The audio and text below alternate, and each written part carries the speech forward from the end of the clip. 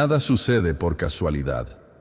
Si estás aquí en este preciso instante, es porque el Arcángel Miguel ya está preparando un camino de liberación y protección para tu vida. Cada segundo que compartes conmigo es un momento sagrado donde los cielos se abren y las fuerzas celestiales comienzan a movilizarse en tu favor. Imagina por un momento que no estás solo, que hay un poderoso guerrero celestial vestido con una armadura brillante, sosteniendo una espada flamígera, dispuesto a pelear cada una de tus batallas. Un príncipe de la milicia celestial que no descansa, que está atento a cada movimiento de tu existencia, listo para defenderte de cualquier ataque espiritual o material. San Miguel Arcángel no es solo un nombre, es un poder, una presencia, una fuerza divina que trasciende lo que nuestros ojos pueden ver. Él representa la intervención directa de Dios en los momentos más difíciles de nuestra vida. No llegamos aquí por accidente. Llegamos porque necesitamos una transformación radical, porque nuestro corazón clama por una liberación que va más allá de lo humano. Hoy quiero que comprendas que estás en un momento crucial, un instante donde lo imposible se hace posible, donde las cadenas que te han mantenido atado comenzarán a romperse. No estoy hablando de una simple oración, estoy hablando de una declaración de guerra contra todo lo que ha intentado destruir tu propósito, tu paz, tu familia. Cuando invocamos al Arcángel Miguel, no estamos realizando un ritual vacío, estamos activando una línea directa con el cielo. Estamos desatando ejércitos celestiales que fueron creados específicamente para tu liberación. Cada palabra que pronunciaremos será como una espada que corta ataduras, que destruye fortalezas espirituales construidas contra tu vida. Quiero que cierres tus ojos por un momento. Respira profundamente. Siente la presencia de Dios inundando cada rincón de tu ser. Imagina que San Miguel está justo frente a ti, su armadura resplandeciente, su mirada penetrante, su espada lista para defender cada área de tu existencia. No importa lo que hayas vivido, no importa el dolor que hayas experimentado, no importa cuántas veces hayas sido herido o traicionado. Hoy es un día de restauración, un día donde lo perdido será recuperado, donde lo quebrantado será sanado, donde lo robado será devuelto con multiplicación. La batalla no es tuya. La batalla es del Señor, y San Miguel Arcángel es su instrumento de justicia y liberación. Él viene a desmontar cada estrategia del enemigo, a romper cada maldición generacional, a sellar cada puerta por donde el mal ha intentado entrar en tu vida y en la vida de tu familia. Prepárate porque lo que viene es más grande que cualquier problema. Prepárate porque la intervención divina está por manifestarse. Prepárate porque tu milagro está más cerca de lo que imaginas. San Miguel no solo escucha oraciones, él las ejecuta con poder y autoridad.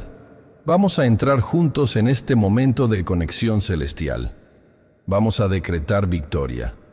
Vamos a invocar la protección del príncipe de la milicia celestial. Permíteme transportarte al valle de Ela, un lugar árido y polvoriento donde el destino de un pueblo entero pendía de un hilo. Imagina el campamento de Israel, miles de soldados con armaduras oxidadas, el miedo palpitando en cada corazón. Frente a ellos, el ejército filisteo, una masa imponente de guerreros que parecían desafiar al mismo cielo. Durante 40 días, un gigante llamado Goliat había estado desafiando al ejército israelita. No era un desafío común, era una provocación que removía los cimientos mismos de la fe de un pueblo. Goliat medía casi 3 metros de altura. Su armadura era como escamas de bronce, tan pesada que un hombre normal no podría cargarla. Su lanza era tan gruesa como un árbol joven, y su escudo era tan grande que un hombre normal lo usaría como techo. Cada mañana salía al valle, rugiendo un desafío que helaba la sangre de los soldados israelitas. Elijan a un hombre que venga a pelear conmigo. Si él me vence, seremos sus esclavos. Si yo lo venzo, ustedes serán nuestros esclavos. Y cada día, el silencio era la única respuesta. Ningún soldado se atrevía. El miedo los paralizaba. La desesperación crecía como una sombra sobre el campamento. Los soldados miraban hacia atrás, hacia sus familias, sabiendo que una derrota significaría esclavitud, destrucción, el fin de todo lo que conocían. En medio de este panorama desolador, apareció David.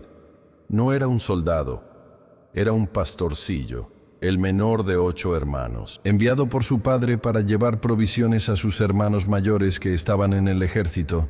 David no llegaba con espadas o armaduras, llegaba con fe, una fe que no dependía del tamaño de los ejércitos, sino del tamaño de su Dios.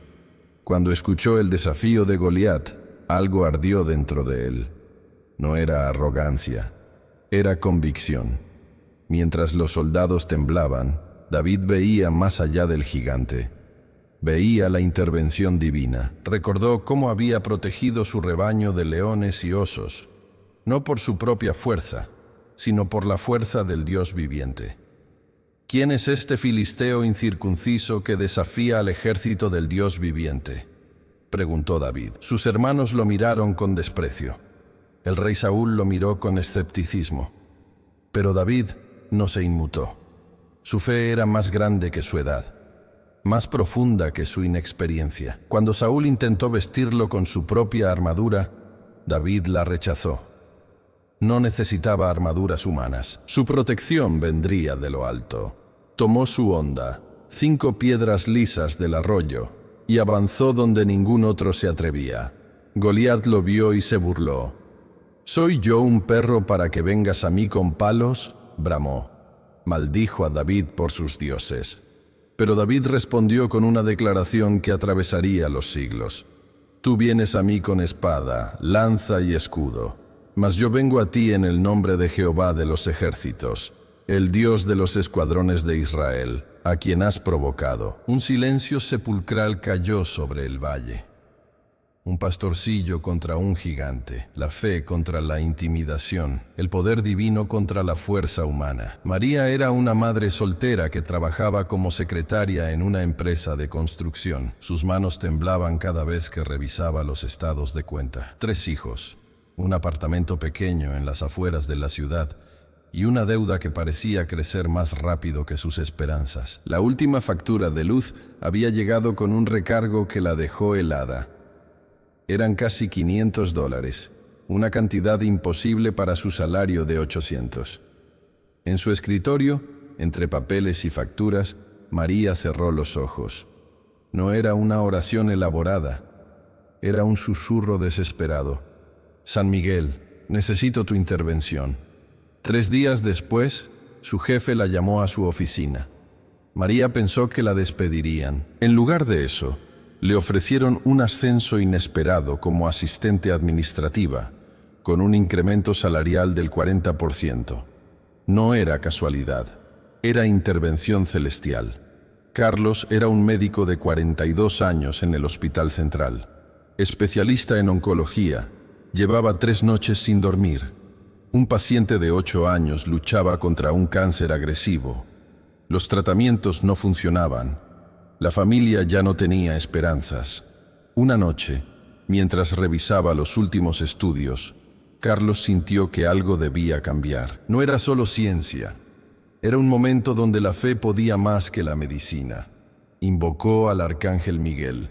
Pidió una intervención divina. Una semana después, los nuevos exámenes mostraron algo inexplicable para la ciencia médica: una remisión total del tumor. Los médicos lo llamaron milagro. Carlos sabía que era algo más que un simple resultado estadístico. Elena era una estudiante de último año de ingeniería. Su tesis doctoral estaba estancada. 2 años de investigación parecían desmoronarse. Su director le había dado un ultimátum: presentar resultados en 1 mes o abandonar el programa. Las noches se convertían en maratones de café y frustración. Una mañana, exhausta, decidió entregar todo al arcángel Miguel, no como un último recurso, como una declaración de guerra contra el desánimo. El día de la presentación, su investigación no solo cumplía todos los requisitos, fue considerada revolucionaria. 3 universidades internacionales pidieron publicar sus resultados. Lo que parecía imposible se había transformado en una victoria. Roberto tenía un pequeño taller mecánico en un barrio marginal. Los últimos 6 meses habían sido un infierno. La pandemia había destruido su clientela. 3 empleados dependían de él. Cada mañana miraba las herramientas, preguntándose si tendría que cerrar. No era solo un negocio, eran familias completas esperando un milagro. Una tarde, mientras limpiaba un motor, decidió hacer algo diferente. No solo rezar, decretar, declarar victoria antes de verla. Invocó al arcángel Miguel para que abriera puertas donde todo parecía cerrado. 2 semanas después, un contrato con una empresa de transportes lo salvó. No era un contrato pequeño, era exactamente lo que necesitaba para sobrevivir los siguientes 2 años. Cada historia era diferente, pero todas tenían un denominador común. La intervención del arcángel Miguel no era un recurso, era una estrategia celestial de liberación. Vamos a sumergirnos en las profundidades del versículo de Isaías 54:17, un pasaje que contiene un poder revolucionario más allá de lo que muchos pueden comprender.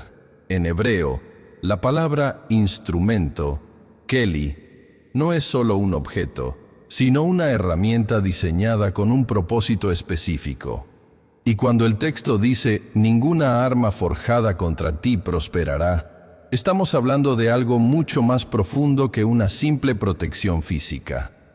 Es una declaración de guerra espiritual. Isaías escribió estas palabras en un momento crítico de la historia de Israel. El pueblo estaba en cautiverio babilónico, aparentemente derrotado, sin esperanza. Imagine el contexto.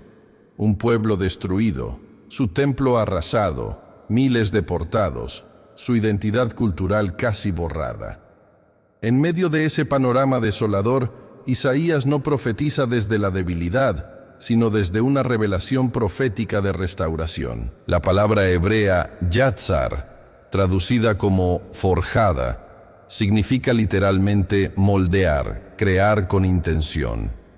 No es un proceso aleatorio, es una creación deliberada. Cuando el texto dice que ningún arma forjada prosperará, está revelando un principio espiritual fundamental. Hay una intencionalidad divina superior a cualquier estrategia humana o demoníaca.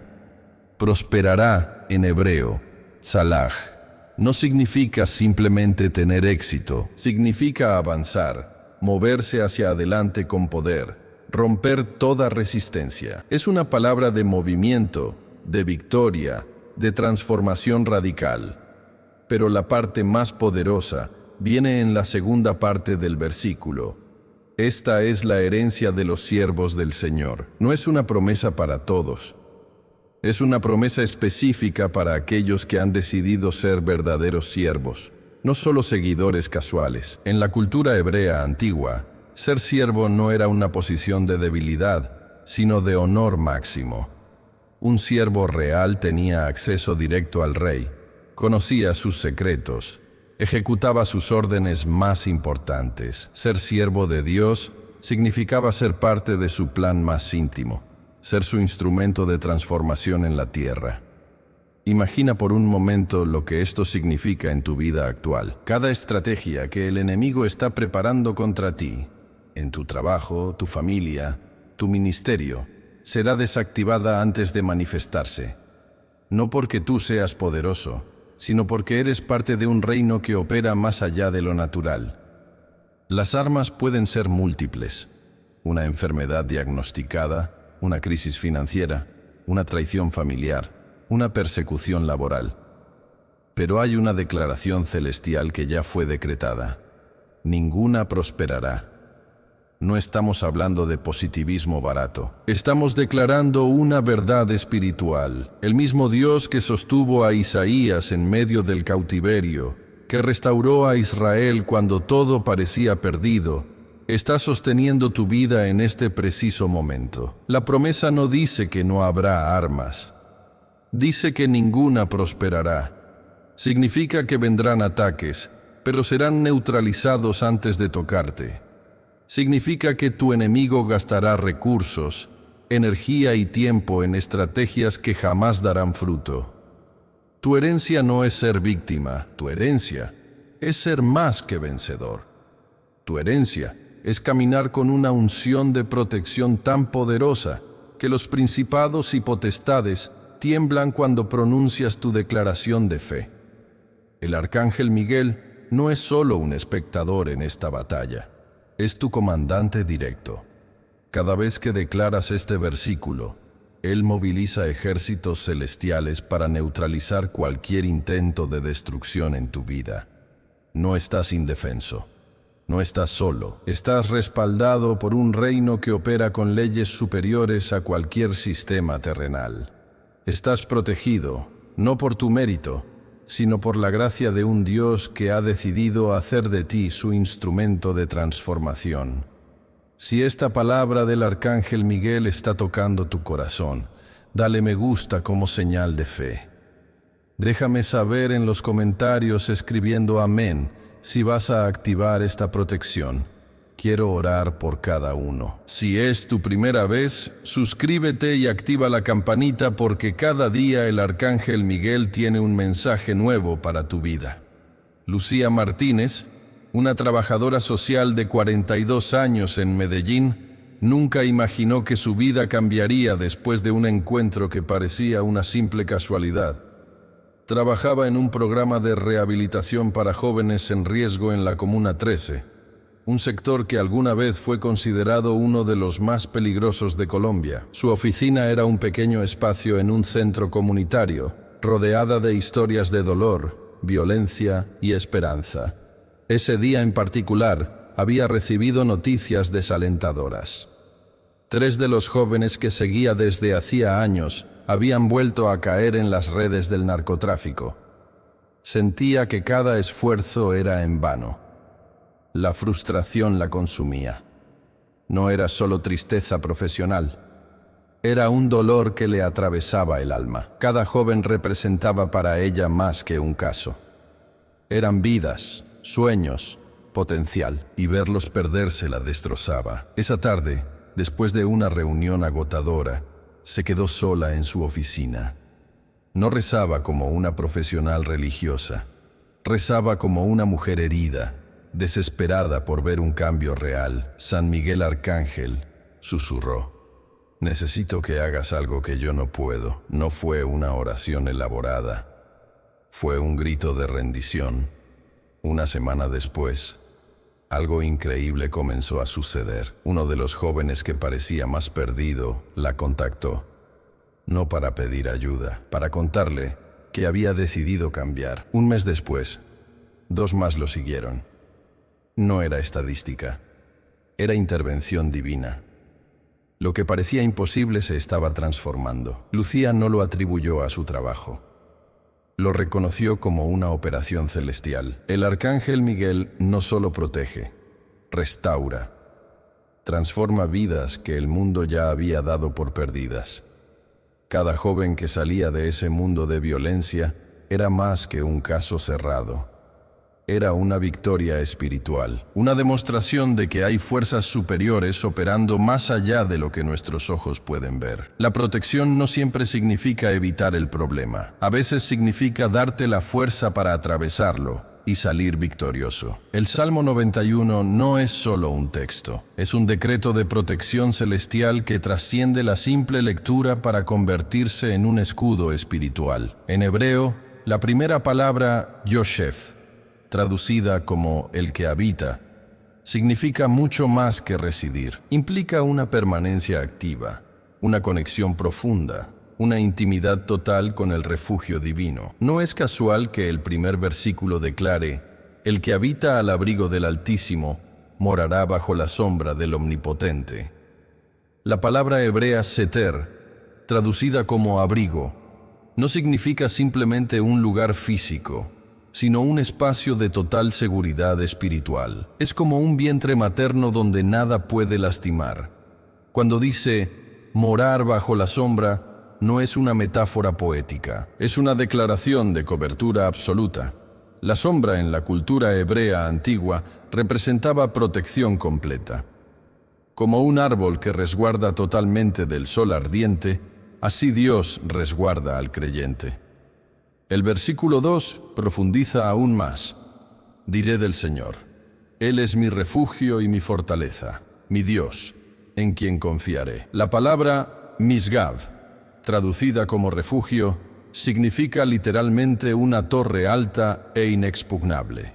No un simple escondite, un lugar fortificado donde ningún enemigo puede penetrar. Imagina una fortaleza construida en la cima de una montaña, con murallas infranqueables.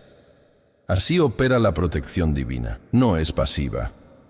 Es una defensa activa que neutraliza cualquier estrategia antes de que siquiera se manifieste. El tercer versículo es aún más revelador, pues Él te librará del lazo del cazador, de la peste destructiva. La palabra hebrea paj, traducida como lazo, no significa simplemente una trampa física. Representa todas las estrategias ocultas del enemigo.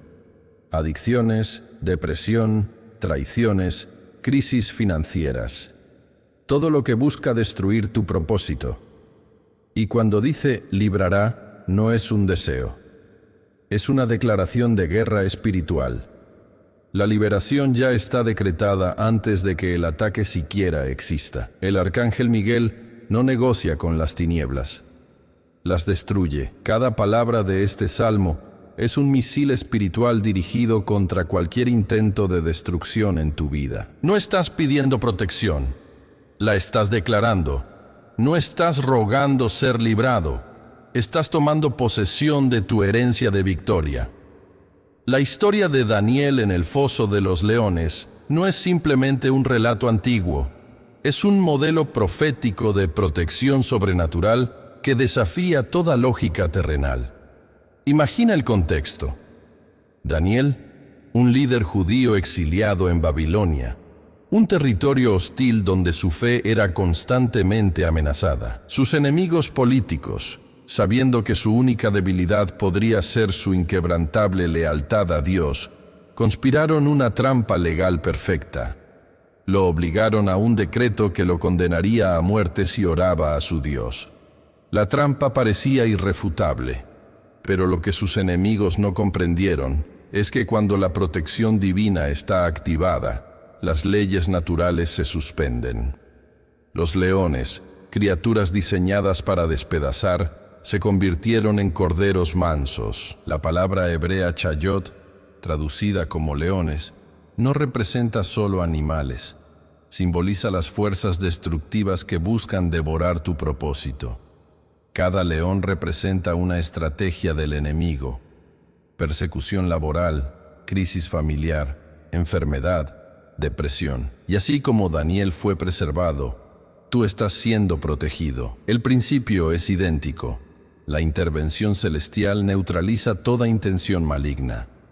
El arcángel Miguel no negocia con los leones, los domestica. No es casualidad que la primera reacción del rey cuando encuentra a Daniel intacto sea de asombro. Tu Dios, a quien sirves constantemente, ¿te ha librado de los leones?, pregunta. La respuesta no es solo un milagro personal, es una declaración profética. Hay una dimensión de protección que supera toda comprensión humana. Dios no solo protege, transforma los espacios de muerte en lugares de testimonio.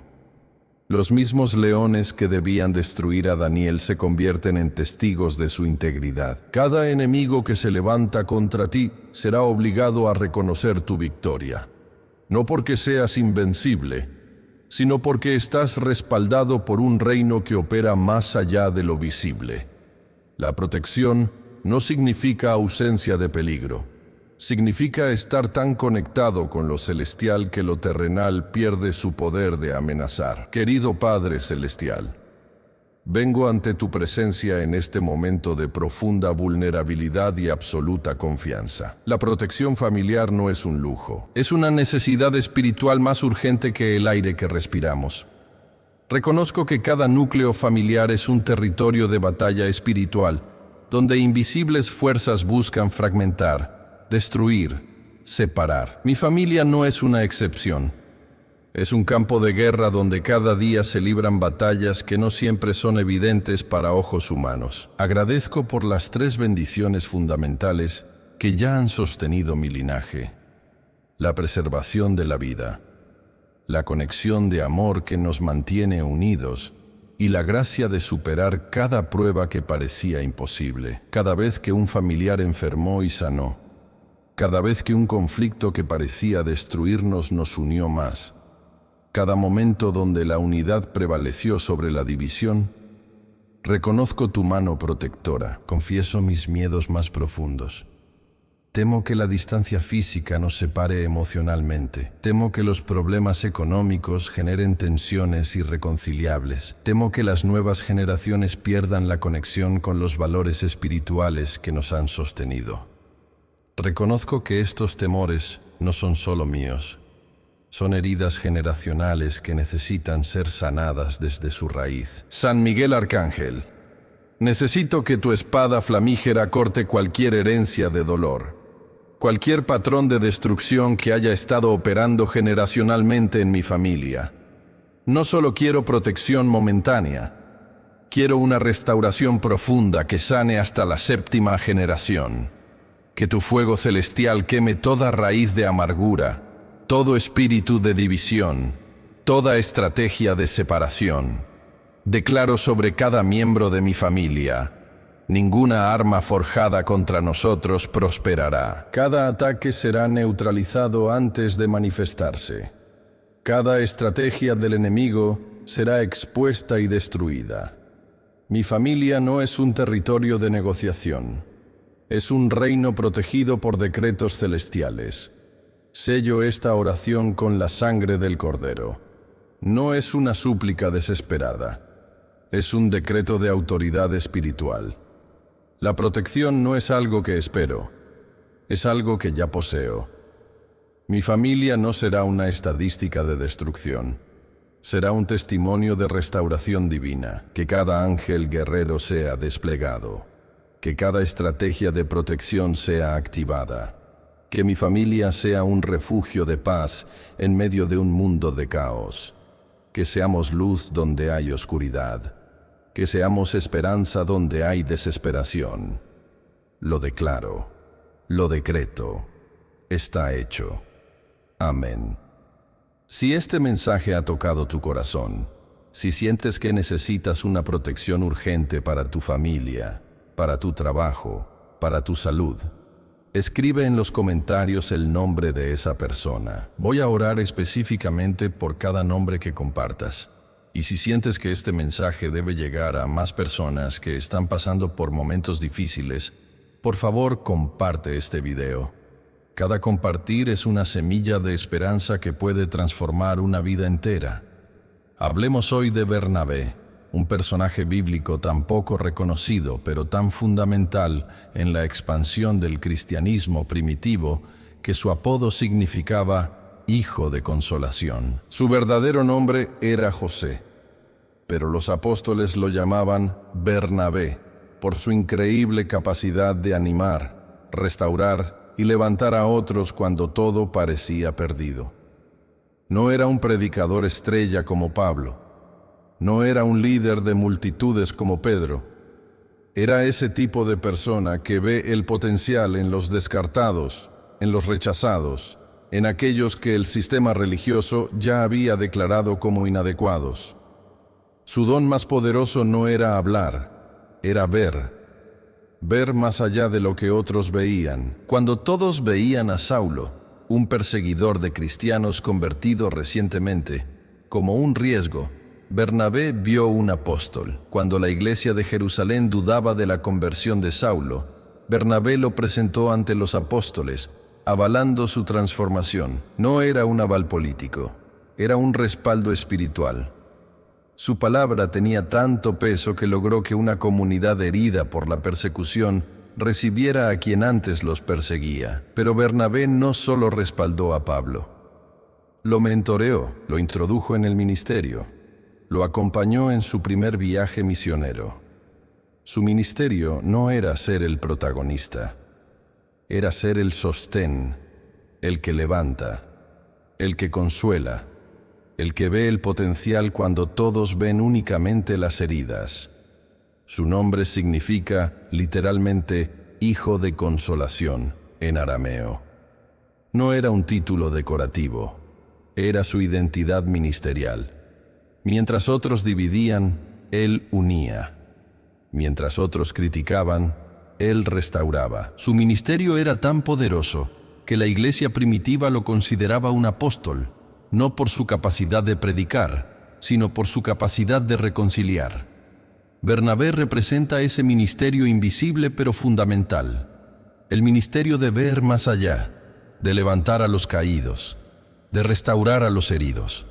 No todos estamos llamados a ser predicadores. Algunos estamos llamados a ser Bernabés, personas que ven potencial donde otros ven fracaso, que consuelan donde otros critican, que levantan donde otros señalan. Sé que muchos de ustedes están escuchando y pensando, ¿no es esto idolatría? ¿No estamos adorando a un ángel en lugar de a Dios? Entiendo profundamente esta preocupación. No es un temor superficial. Es una genuina búsqueda de pureza teológica. Invocar a San Miguel no es adorarlo, es reconocer su función ministerial, exactamente igual que cuando pedimos a un pastor que ore por nosotros o solicitamos a un amigo que interceda en nuestra situación. Los ángeles son mensajeros, no objetos de adoración. La Biblia es clara, solo se adora a Dios. En Apocalipsis 19:10, cuando Juan intenta postrarse ante el ángel, éste inmediatamente le dice, mira, no lo hagas, adora a Dios. Los ángeles son servidores celestiales con funciones específicas. Miguel, literalmente nombrado como arcángel en Judas 1:9, tiene una misión de protección y defensa. No es un concepto esotérico, es una realidad escriturística. Cuando invocamos a Miguel, no lo estamos adorando, lo estamos reconociendo como un instrumento de Dios, tal como reconocemos a un pastor, un profeta o un líder espiritual. La diferencia fundamental es la intención. La adoración busca dar culto, la invocación busca intercesión. Son dos dimensiones completamente distintas. La tradición cristiana, desde los primeros padres de la Iglesia, ha reconocido el ministerio de los ángeles sin convertirlos en objetos de culto. San Agustín, San Jerónimo, múltiples concilios ecuménicos han confirmado la existencia y función de los ángeles sin caer en idolatría. Más aún, la Biblia muestra constantemente ángeles interviniendo.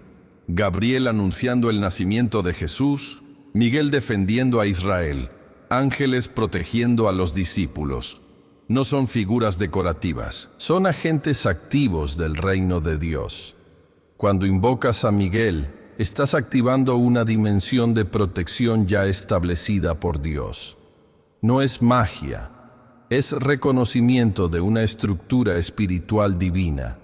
Tu fe no está en el ángel, tu fe está en el Dios que envía al ángel. Es como pedir a un policía que te proteja.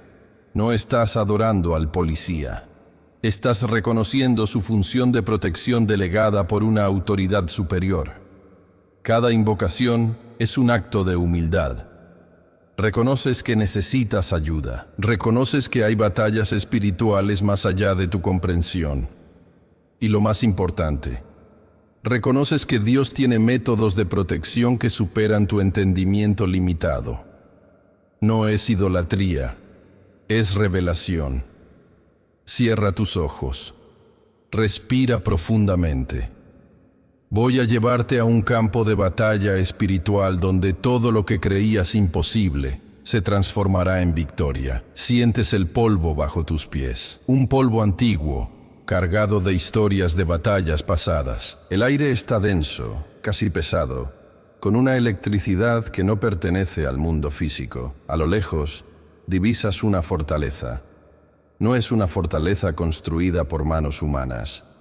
Es una estructura de luz pura, con muros que no son de piedra, sino de energía celestial.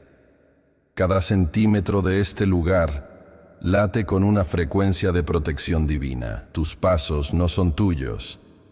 Cada movimiento es guiado. Sientes un calor en tu espalda.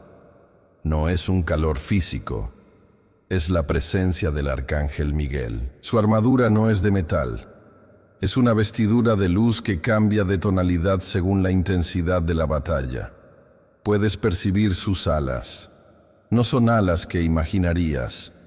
Son extensiones de autoridad espiritual que se mueven no con movimientos físicos, sino con decretos. Cada pliegue de su ser es una declaración de victoria. El suelo bajo tus pies no es un suelo común. Es un terreno de memoria. Cada pisada reactiva alianzas antiguas, pactos de protección establecidos por generaciones de oración. Tus ancestros ya han preparado este terreno. No estás comenzando una batalla. Estás continuando una guerra que inició mucho antes de tu nacimiento. Miguel no está solo. A su alrededor, legiones de ángeles guerreros. No son seres etéreos e indiferentes.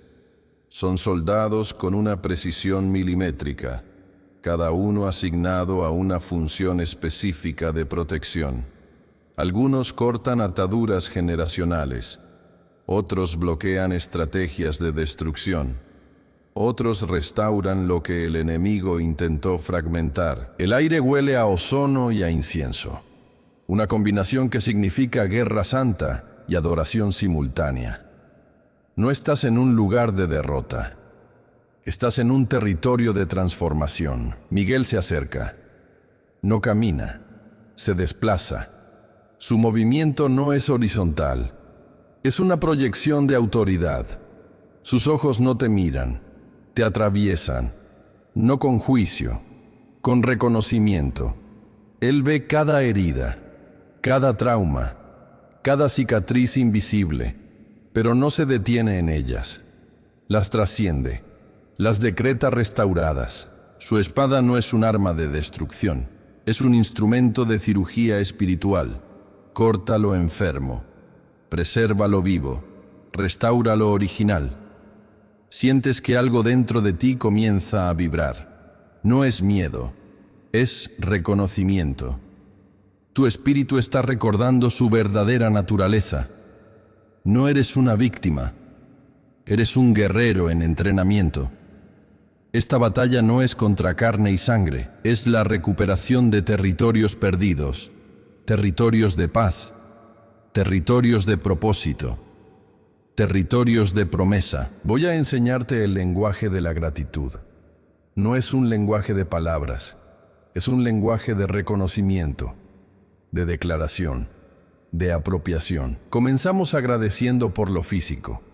Gracias por este cuerpo que resiste, por cada órgano que funciona, por cada célula que pelea. Gracias por el corazón que late sin que le pidas permiso, por los pulmones que respiran aún en medio del cansancio, por las manos que pueden trabajar, por los pies que pueden caminar. Gracias por este hogar. No importa si es pequeño, es un territorio de protección, cada rincón sellado por decretos de paz, cada pared una trinchera contra la adversidad. Gracias por el alimento, no solo por lo que comes, por la capacidad de transformar lo que recibes en sustento, por la mesa que une, por el pan que alimenta, por la capacidad de compartir. Ahora las relaciones. Gracias por la familia. No por ser perfecta, por ser un territorio de aprendizaje, por los lazos que resisten, por los vínculos que se restauran. Gracias por los amigos estratégicos, no los numerosos, los verdaderos, los que sostienen cuando todo parece derrumbarse. Gracias por la comunidad. Ese ecosistema espiritual donde cada uno cumple una función, donde nadie sobra, donde todos son necesarios. Las bendiciones espirituales son monumentales. Gracias por la salvación, no como un concepto teológico, como una realidad que transforma.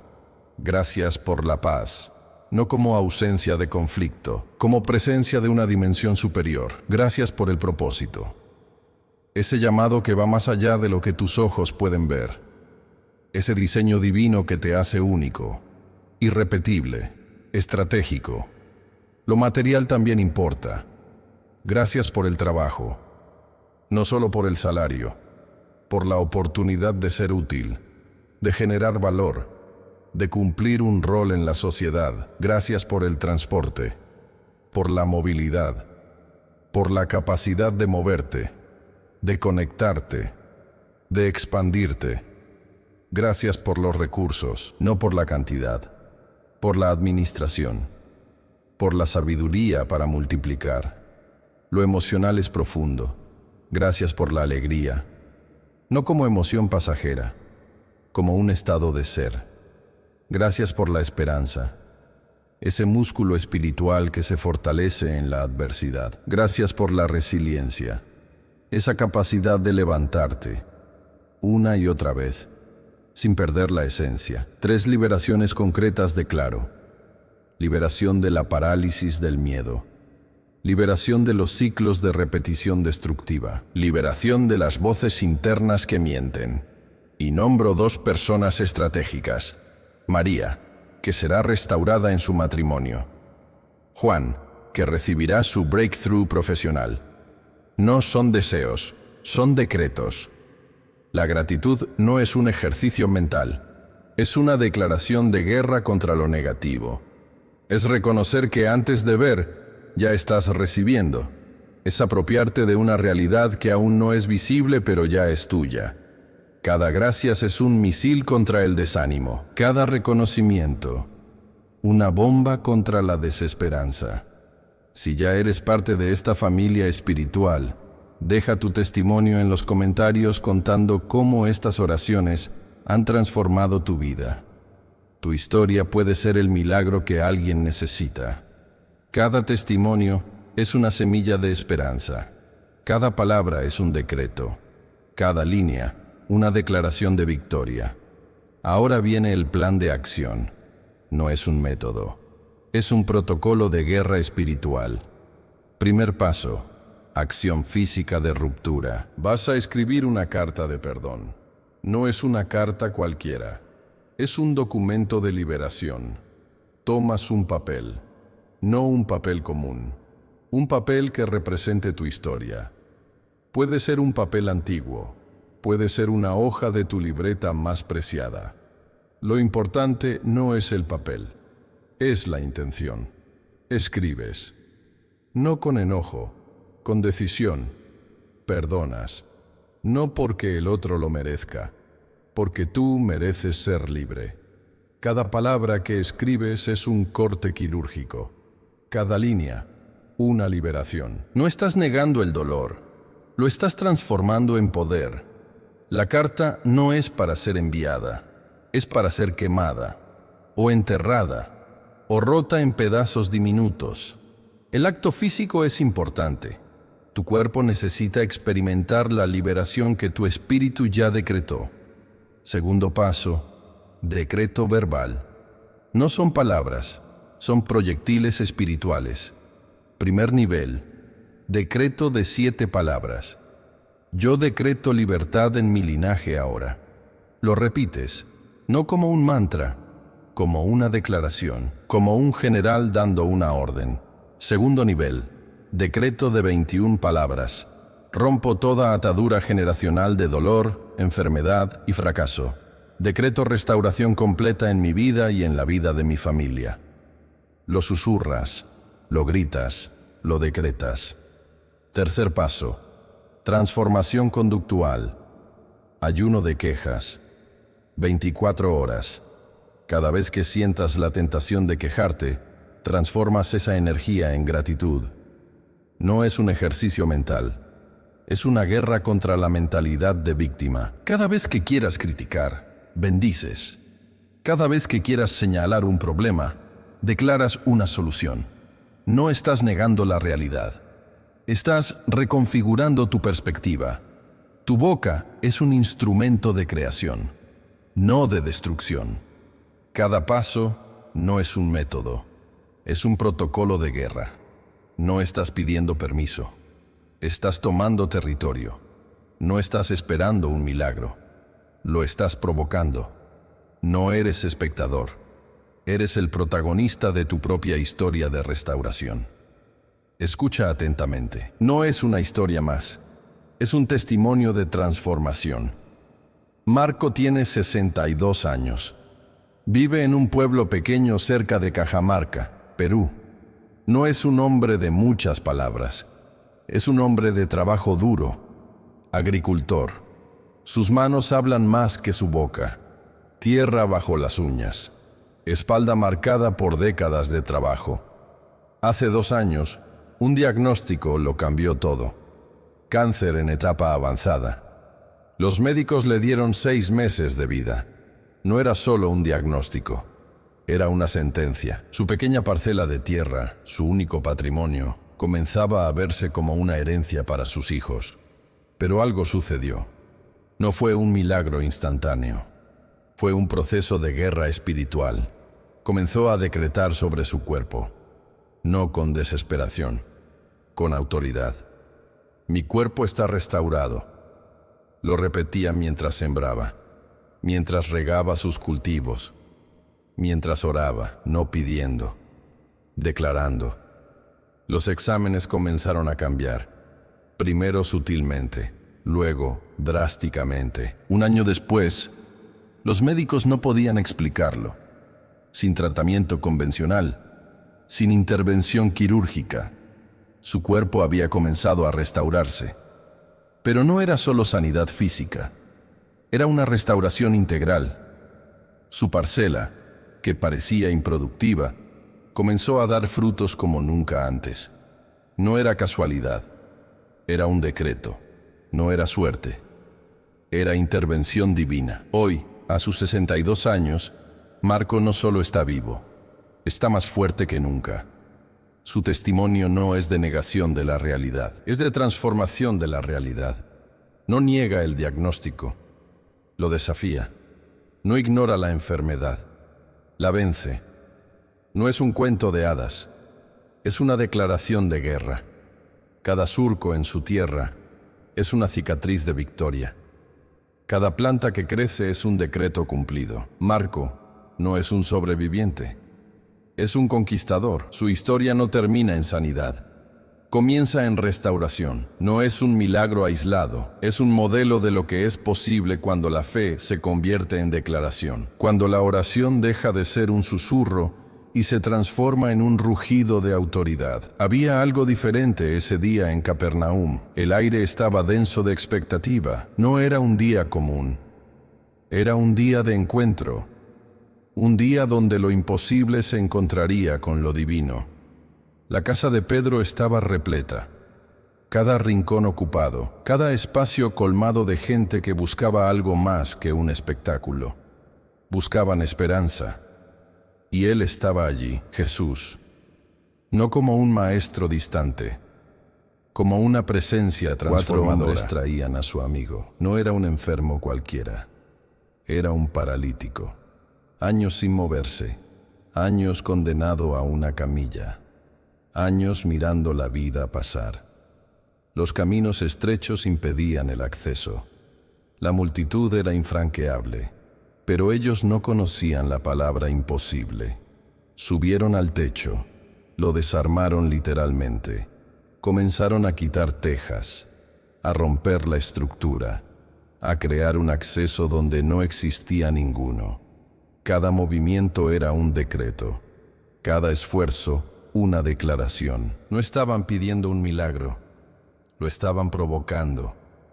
Bajaron al paralítico en su camilla, justo frente a Jesús. No fue casualidad, fue estrategia espiritual. Jesús no miraba al enfermo, miraba su fe. La fe de los amigos que lo habían traído, que habían desafiado toda lógica, que habían roto estructuras para traerlo. Hijo, tus pecados te son perdonados, dijo Jesús. No fue una frase religiosa, fue un decreto de restauración total. Los maestros de la ley murmuraban. Jesús los desafió. ¿Qué es más fácil? ¿Decir tus pecados te son perdonados o levántate y anda? Y entonces vino el milagro, no como un espectáculo, como una declaración de autoridad. Levántate, toma tu camilla y vete a tu casa. El paralítico no pidió permiso. Se levantó, caminó, llevando su propia camilla. El mismo instrumento de su limitación se convirtió en testimonio de su liberación. No era solo sanidad física, era restauración integral, espiritual, emocional, física. Tu situación puede parecer imposible. Puede que estés paralizado por el miedo, por la deuda, por el diagnóstico, por la herencia familiar. Pero hay una verdad. Tu fe puede romper cualquier estructura, puede desmontar cualquier techo, puede crear un acceso donde no existe ninguno. No estás esperando un milagro, lo estás provocando. No eres víctima, eres un estratega espiritual. Tu recuperación no depende de tus circunstancias, depende de tu declaración, de tu fe, de tu capacidad de levantarte cuando todo dice que no puedes. Escucha, la vid no es un símbolo casual, es una metáfora viviente. En los viñedos de Judea, cada vid cuenta una historia.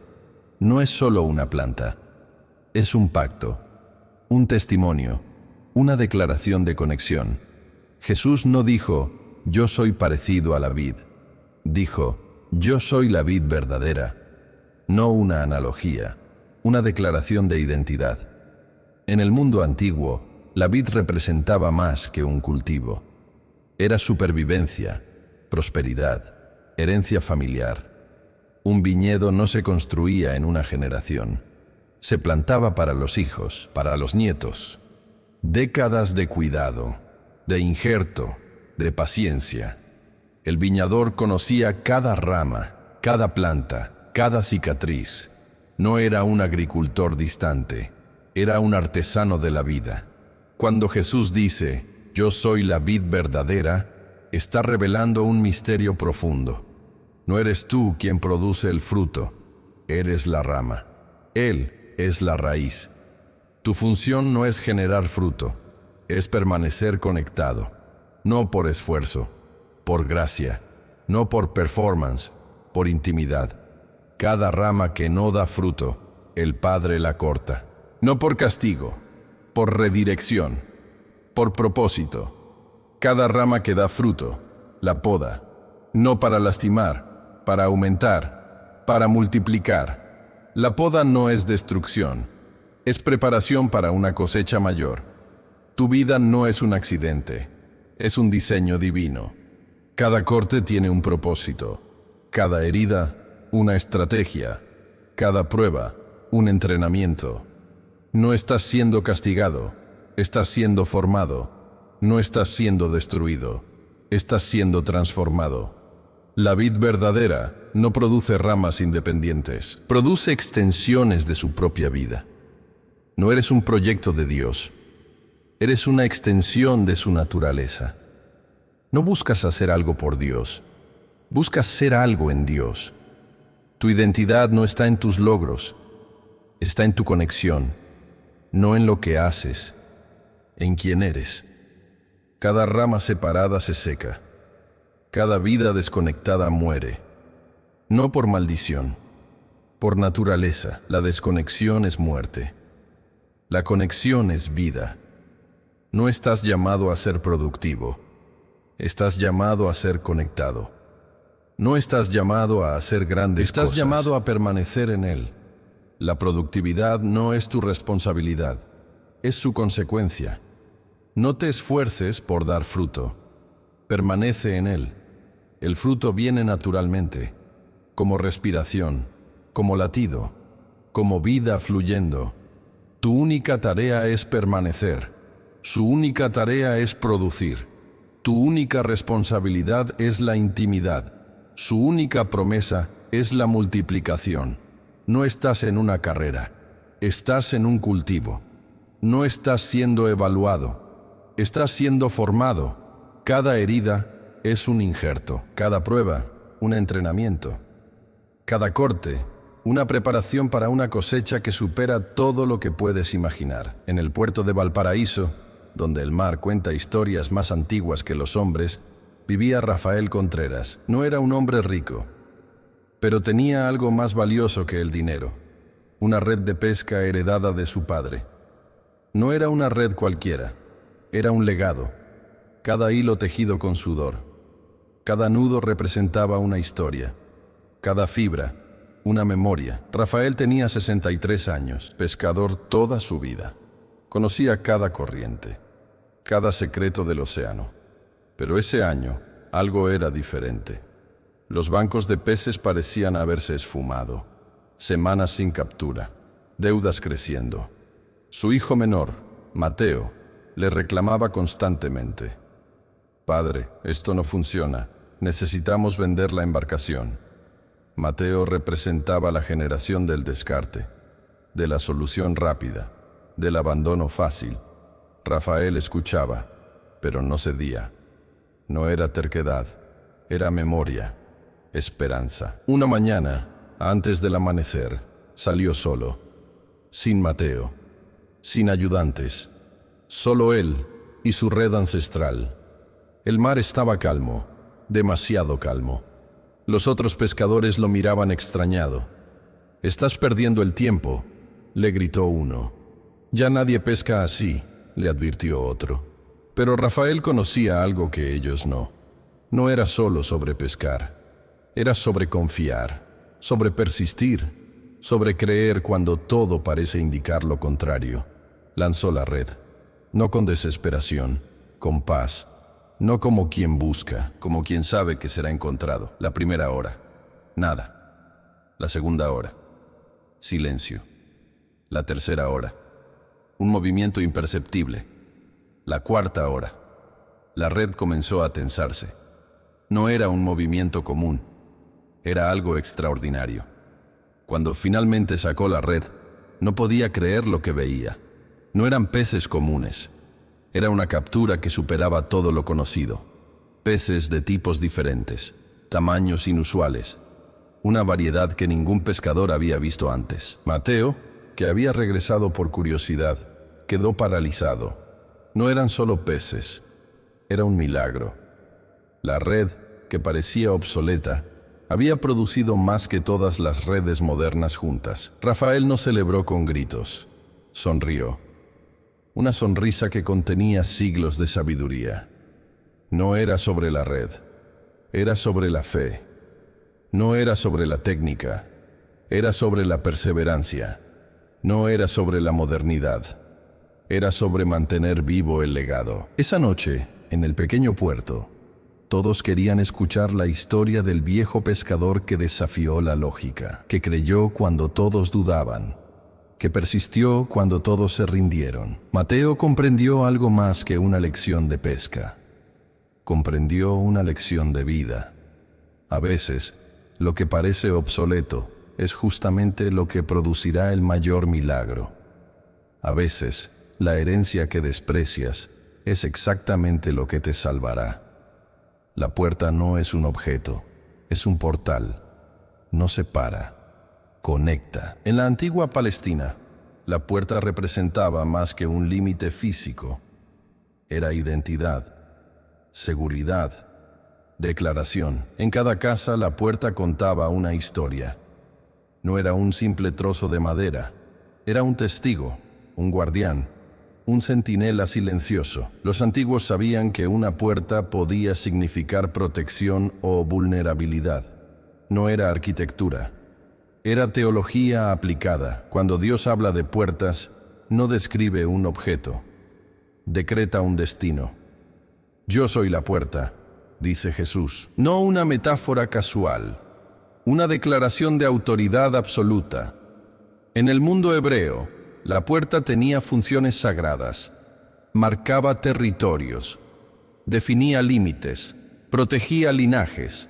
El anciano de la ciudad se sentaba en la puerta para administrar justicia. Los pactos se sellaban en la puerta.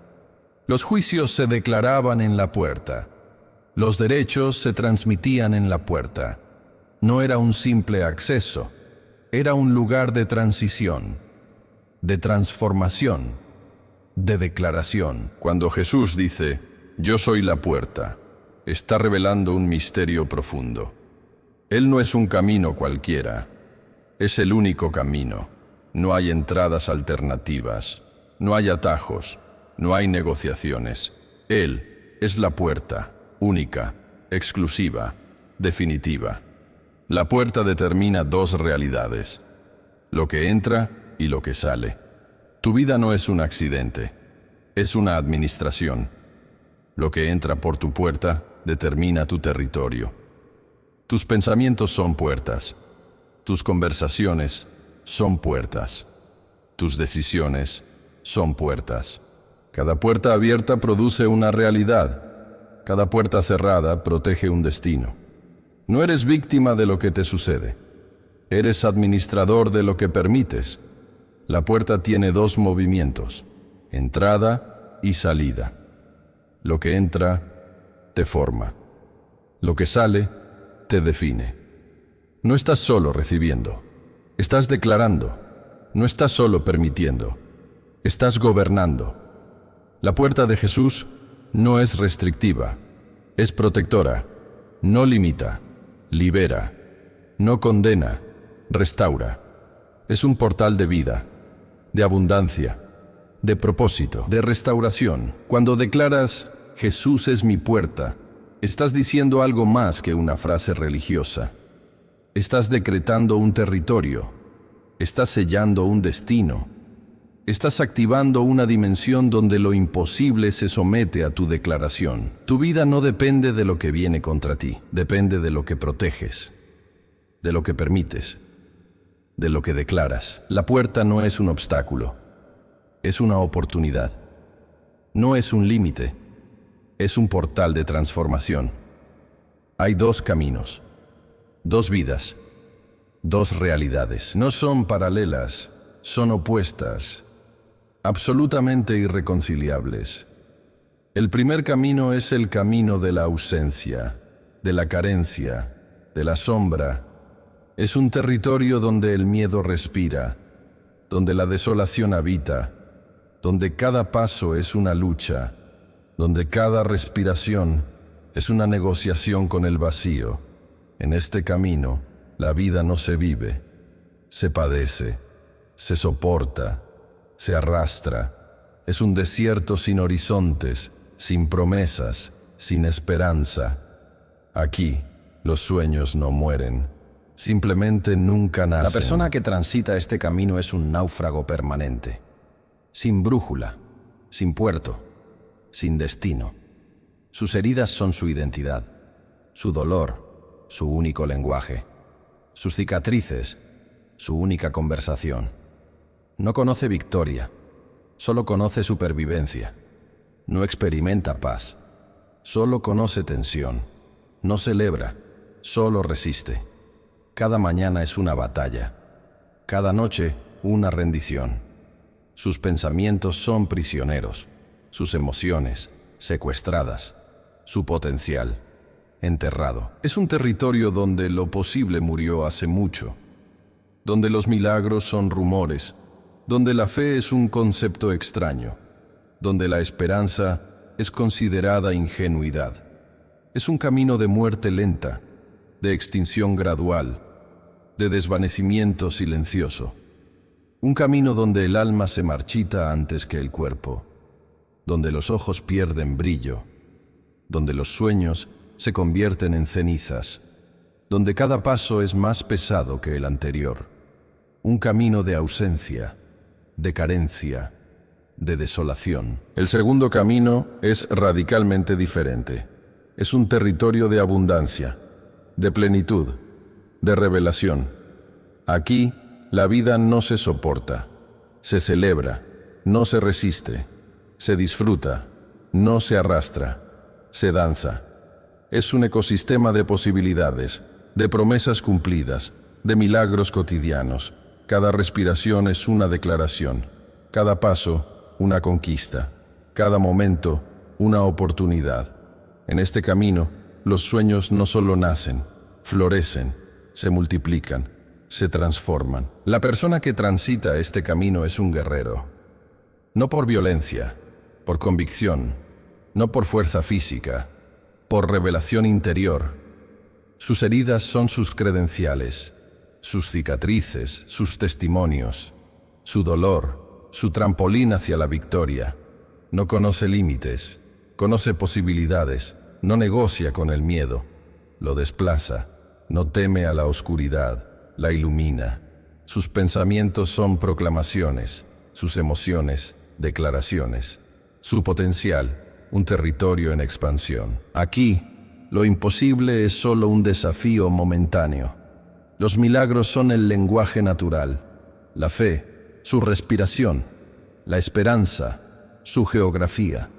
Es un camino de vida intensa, de transformación radical, de revelación continua, un camino donde el alma no solo sobrevive, resplandece, donde los ojos recuperan visión, donde los sueños se convierten en realidades, donde cada paso es más ligero que el anterior. Un camino de plenitud, de poder, de propósito. La elección es tuya. Pero recuerda, no eliges un camino, eliges una realidad. No seleccionas un recorrido, decretas un destino. Abraham contemplaba el monte. No era un paisaje, era un altar. No era una montaña, era un tribunal divino. El cuchillo en su mano no era un instrumento, era una declaración. A Isaac, su hijo, su promesa, su milagro, estaba atado. No con cuerdas físicas, con cuerdas de obediencia, de fe, de un pacto más profundo que la sangre. Cada piedra del monte Moria era un testigo, cada viento, un susurro de eternidad. Abraham no estaba sacrificando a su hijo. Estaba sacrificando su propio control, su propia comprensión, su propia lógica. El Dios que le dio a Isaac era el mismo Dios que le pedía entregarlo. No era una contradicción, era una revelación, un examen, un punto de no retorno. En ese momento, Abraham no era solo un padre, era un profeta. No era solo un hombre, era un portal. Sus manos temblaban, no de miedo, de revelación. Sus ojos no miraban a Isaac, miraban más allá, miraban un cordero que vendría siglos después. Un sacrificio definitivo. Su obediencia no era ciega, era visionaria. Cada paso hacia el altar era un paso hacia una dimensión donde lo imposible se somete a la fe. Isaac no era una víctima, era un tipo, una profecía encarnada. Representaba a todos los hijos que serían rescatados por un sacrificio mayor. Abraham no estaba perdiendo a Isaac. Lo estaba entregando a un destino más grande que su comprensión. En ese momento crucial, Abraham comprendió algo que pocas personas entienden. La verdadera paternidad no es posesión, es liberación, no es control, es confianza, no es aferrarse, es soltar. Cada patriarca tiene su monte Moriah, su punto de máxima tensión, su momento de decisión absoluta, donde todo lo que conoces se encuentra con todo lo que no comprendes, donde tu lógica muere y tu fe nace, donde tus planes se rompen y tu destino se revela. Abraham no estaba negociando con Dios, estaba estableciendo un reino. No estaba perdiendo un hijo, estaba ganando una generación. Su obediencia no era un acto de sumisión, era un acto de gobierno, de declaración, de establecimiento de un pacto que trascendería siglos. El cuchillo no descendió para matar, descendió para revelar, no para destruir, para restaurar, no para quitar, para multiplicar. En ese momento, Abraham no era solo Abraham, era un tipo de Dios Padre entregando a su Hijo. No era una escena, era una profecía. No era un momento, era una dimensión. Cada fibra de su ser declaraba: mi obediencia es más grande que mi comprensión. Mi fe es más profunda que mi dolor. Mi destino es más poderoso que mi circunstancia. Y en ese momento, el Cordero apareció. No por casualidad, por pacto, no por accidente, por propósito, no por misericordia momentánea, por un plan eterno. Escucha, no son palabras, son decretos, no son sugerencias, son sentencias divinas. Cada declaración es un misil de precisión contra el territorio de la imposibilidad. Primera declaración financiera. Vendrá un rescate económico inesperado. No será incremento gradual, será multiplicación súbita. Un cheque que no esperabas. Una transferencia que romperá todos tus esquemas de provisión anterior. No serán centenas, serán miles. No será un alivio temporal, será una transformación estructural. Tu linaje económico será reescrito en 72 horas. La sequía financiera termina, la abundancia irrumpe. Segunda declaración. Sanidad sobrenatural llegará por canales no médicos. Un diagnóstico que los doctores no comprenderán. Una recuperación que desafiará toda lógica científica. Tu cuerpo no solo se recuperará, será completamente restaurado. Cada célula será reprogramada, cada órgano regenerado. No será gradual, será instantáneo. Tercera declaración. Tu familia será un territorio de restauración profunda. Heridas generacionales serán cortadas. Comunicaciones rotas serán restablecidas. Silencios incómodos serán transformados en conversaciones de sanidad. Aquellos que se alejaron regresarán. No por manipulación, por atracción divina. Cuarta declaración. Tu trabajo será un portal de promoción. No ascenderás por mérito humano.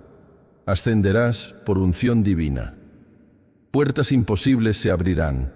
Contactos estratégicos llegarán sin que los busques.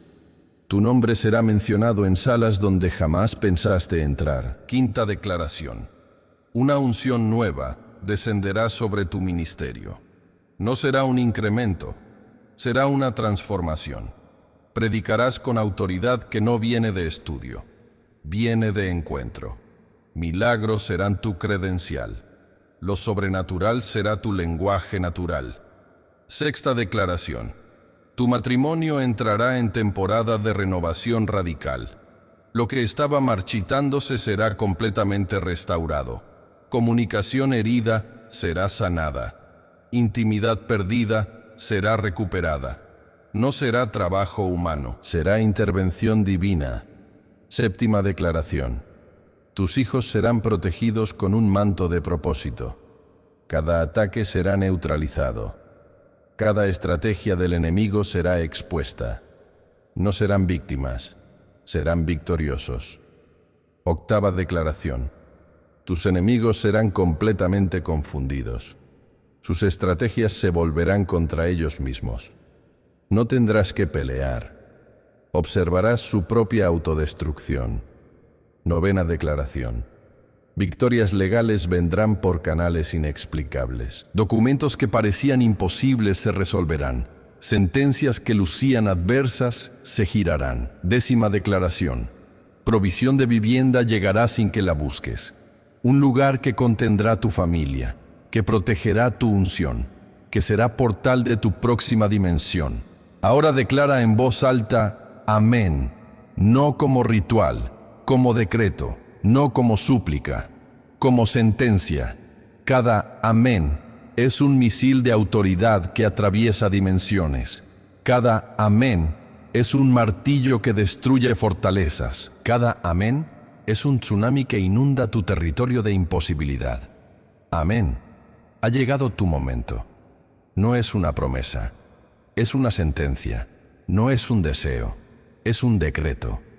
Lo que ha sido profetizado será cumplido, no por tu poder, por su propósito, no por tu esfuerzo, por su gracia.